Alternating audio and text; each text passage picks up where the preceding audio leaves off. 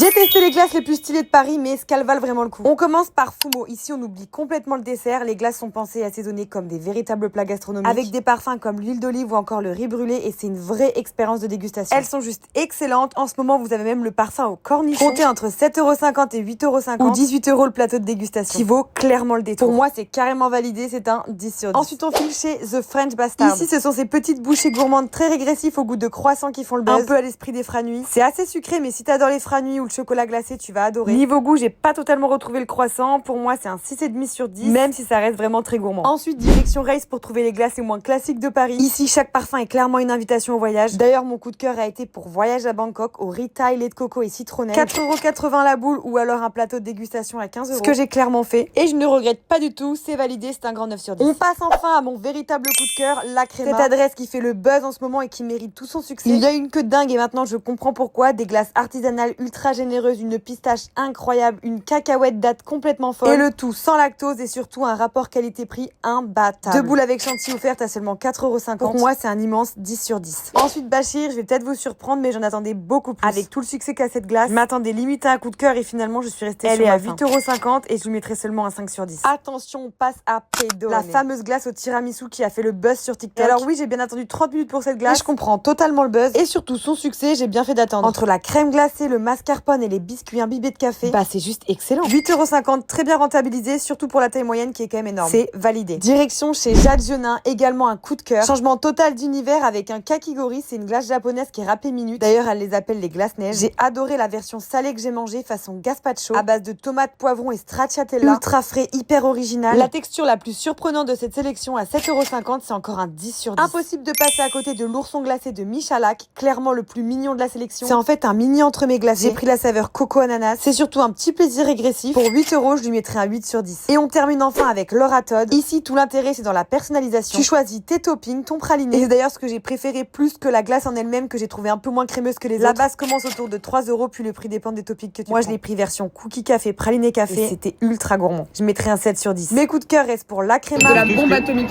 Fumo et Jade Genin. Mais honnêtement, si vous voulez des bonnes glaces sur Paris, c'est une glace au tzatziki. faire totalement confiance à ma sélection.